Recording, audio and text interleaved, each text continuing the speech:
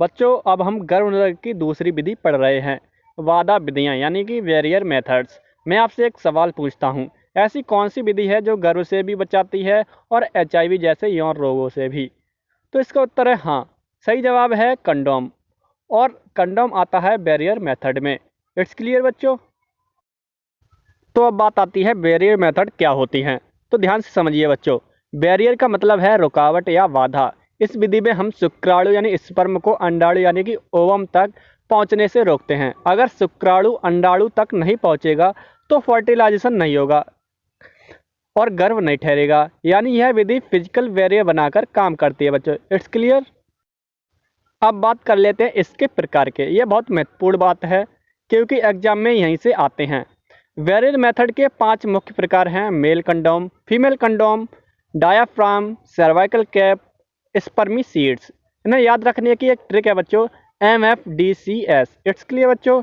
यदि समझ में नहीं आया तो कमेंट करके जरूर बताएं। अब बात करते हैं पहला, मेल कंडोम, सबसे महत्वपूर्ण।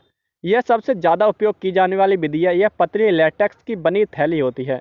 संभोग से पहले पुरुष इसे लिंग पर पहनता है। यह वीर्य को योनि में जाने से रोकती है।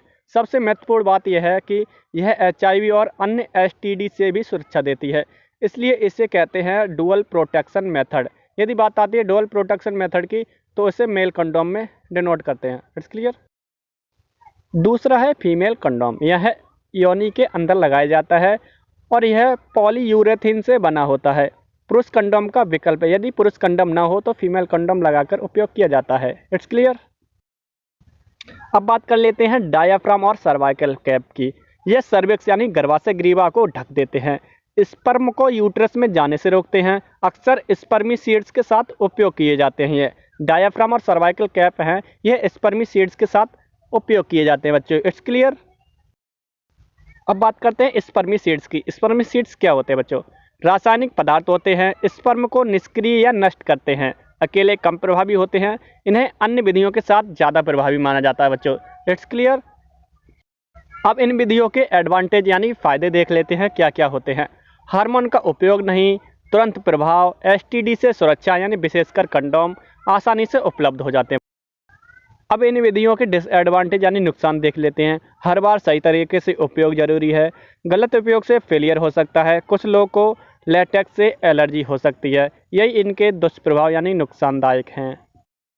अब हम देख लेते हैं एग्जाम इंपॉर्टेंट पॉइंट्स, ध्यान से याद करें। बैरियर मेथड ओव्यूलेशन को नहीं रोकती, यह फर्टिलाइजेशन को रोकती है।